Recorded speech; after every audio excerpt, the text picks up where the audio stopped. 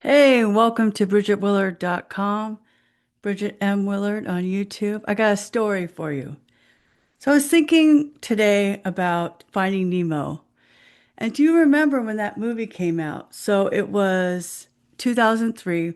Everybody was obsessed with Finding Nemo and saltwater tanks.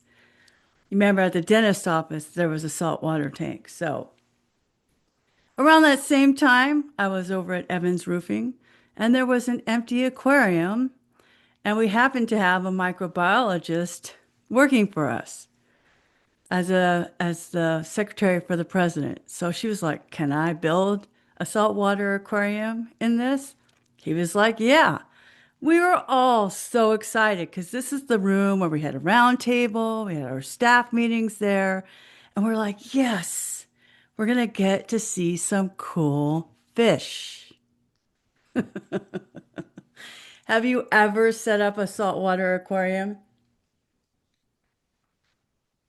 It is a closed ecosystem, a very complicated, very detailed, closed ecosystem.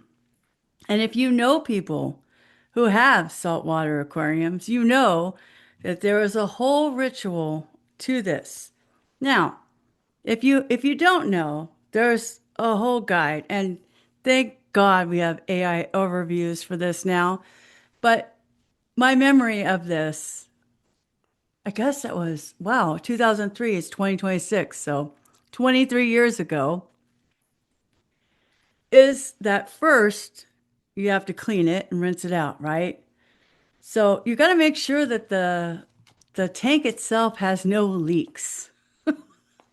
This is a vital part of the saltwater aquarium setup. Now, Bridget, why are you talking about microbiology?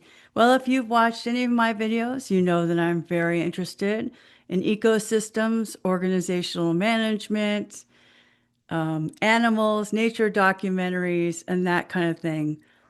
I remember Leo used to call me an anthropologist. Whatever the term is, I love how these systems work. So every week we're like, great, where's the fish? No fish, no fish, no fish.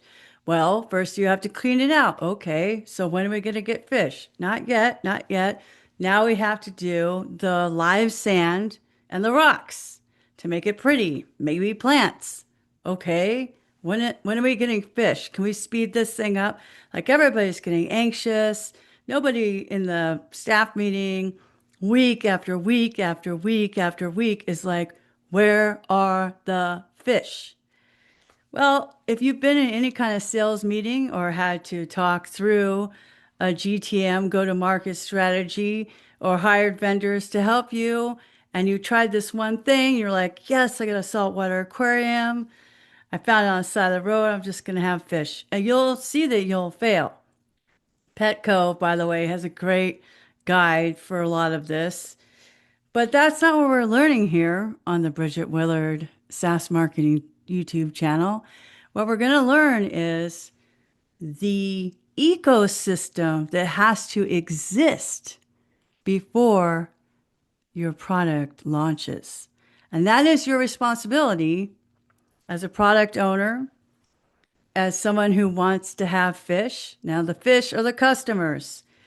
Um, they're going to be your leads. You got to gotta, right? I write for a living, but you have to realize that when you are marketing a product in a living ecosystem, right? We're on the internet, all this stuff is live. People are vibe coding things now. All of those systems are constantly updating. I just tweeted that ChatGPT now reflects my language to it. So it does use some PG-13 R-rated language now because I've been so bleeping frustrated about some stuff. I've actually turned it into a mirror of myself. However, that's another podcast. So you're going to test the tank for leaks, okay? You're going to add in the live sand. You're going to do your aquascaping. So when you then you're gonna all this stuff has to be done in order. It's the same for a go-to-market strategy, for launching your product, to make this a successful thing. Now, I did write the book, How to Market Your Plugin. That's more for WordPress. But if I were revising that today, I would revise it for SaaS products in general. And so I was thinking about this whole process of making a living, breathing, closed ecosystem. And your closed ecosystem is your customer base. It's your go to market. It's your whole go to market strategy, right? You need all of these things. I was telling somebody today that Siri just turns on now. And look, there she is. Okay. Thank you, Siri. Uh, I think that's really bizarre, by the way, that I would have to unlock my iPhone to ask a question when I would just want her to answer it for me. Anyway, another video, another video. So let's talk about this, right? There is a process. If you found this from my website, ChatGPT and I made a graphic. I will put this on Twitter and then below it, put the link to this video. If you're seeing this on Instagram Shorts or LinkedIn, then I can just send you this.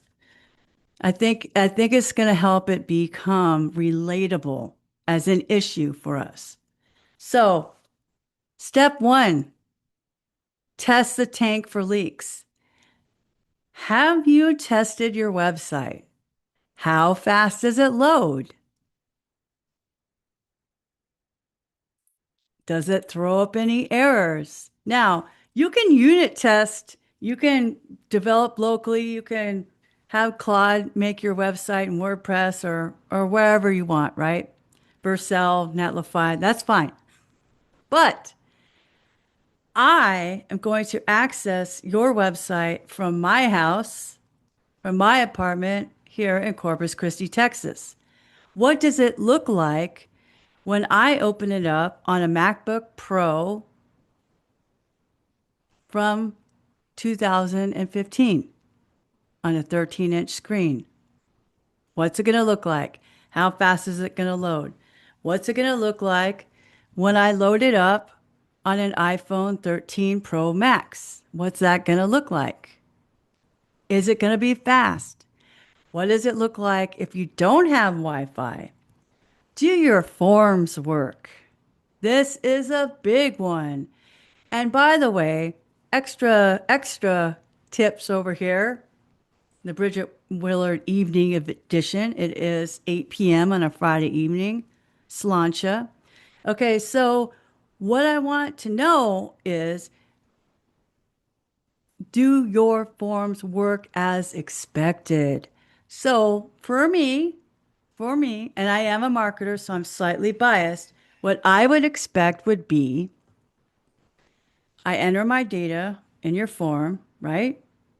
And then I get to a customized thank you page. That's the extra bonus with a video, even better. Warren and I talk about this in our book, the only online marketing book you need for your small business, nonprofit, school. There's 3 of them. And then I would also expect to be emailed a copy of my response with a message that said, we have received your form submission and we'll get back to you in X amount of days, right? We've received your payment. We've received your request to book a demo. We've received your request to be on the beta tester list. This is huge mongus. You got it. The sign up forms, the checkout, analytics, onboarding. Is it working live? Okay. You got to test this on the live site. It's organic. It's living. It's an ecosystem. It's a closed ecosystem with portals out to your MCP server, MPC server, MCP server.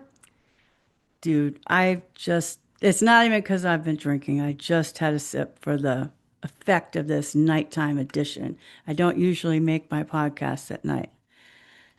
So, again, does it work as expected?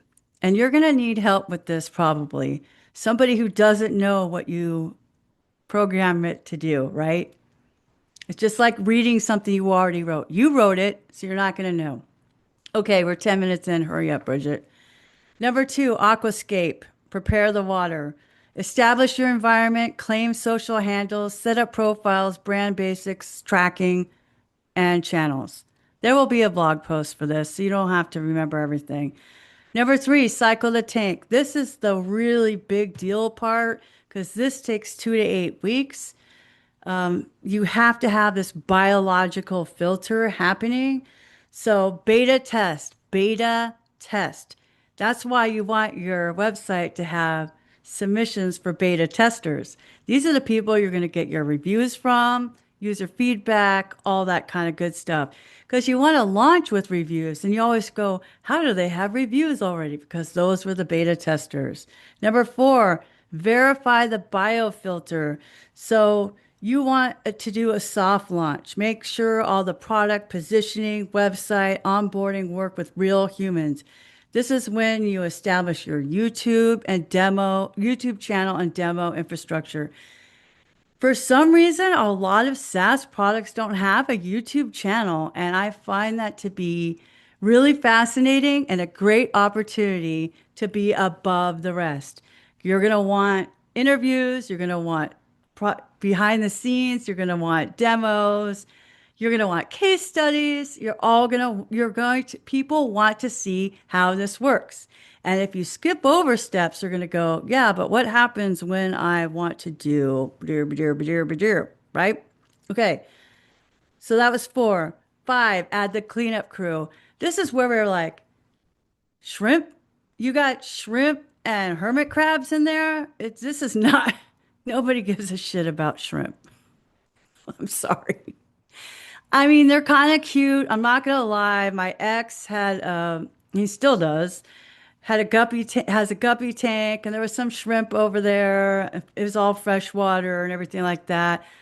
And I am kind of surprised that they do recognize you and come sit by you. And I would I would name some of the ones that would come over when I would sit by the chair at the end that come see me. It kind of opened my eyes a little bit to how intelligent fish and marine life in general are. But that's another podcast. We're at 13 minutes. Okay. After the cleanup crew, cleanup crew is going to be enter the ecosystem where people already live. That's following people on X, Twitter, connecting with people on LinkedIn, people in your customer base, joining relevant subreddits and communities. And this is for listening, not for broadcasting. You're receiving this information because you want to know, what is the Dropbox alternative? What are people using? Do they even know about agree.com? You got me? Number six, now you can add a hardy fish. Okay? Get your first customer. Get those leads, get those customers. Book your demos, onboard them, watch closely to their feedback. This is when support and you are best friends. Listen and fix those problems. Iterate, adapt, learn. Iterate, adapt, learn. And add that to your documentation. Reflect those changes on your website, on your product pages, landing pages. Now, when your test fish, when Nemo, when your clownfish can handle it, now you can slowly add your dream fish. This is about scale and distribution. This is when you're ready for product hunt, not way up at, hey, I have a GitHub repo. That's not enough. Okay. After you have your beta testers and you have their feedback, then you go to product hunt, then you book demos, then you start doing partnerships. So you're still booking demos. You're still, you want partnerships. Now you're like, my product I think will work really well with your product. Can we do a content swap or something like that? Like, I learned a lot working with Mike Demo. He is like the king at this stuff. PR, paid acquisition, additional channels. You can't just dump 50 fish in there and be like, good luck, right? Can your support handle it? Can it scale? So the thing is that you really, really, really need to have some patience. Now, if it's a saltwater tank, that's going to be 6 to 8 weeks. That's a couple months. I would give yourself like 3 months. That's a full quarter. And that's why I recommend at that time you start blogging. Because if you launch your website with a bunch of blog posts that are just feature releases, nobody cares. First of all, make that a custom post type. It's nice to have them for your beta testers. They'll want to know. The the people who are your peers will want to know about your feature updates. Me, your customer, I don't really care. What I want to know why you built that feature. I want to know what went wrong. I want to read use cases. I want to read case studies. I want to know why should I endure the pain of switching my current situation, my current program with your program? What pain are you going to solve for me? Right? That's when you start getting those, and you get all that feedback from your beta testers, your very first 100 customers. All of that should be forming your blog post. You barely got into the territory of doing keyword research. You are so far from keyword research, especially if you created a whole category, right? I watched the movie BlackBerry this week, and it's kind of sad. All these tech movies make me sad. If you follow me on Twitter, I already said this, but these tech movies, dude, they're sad.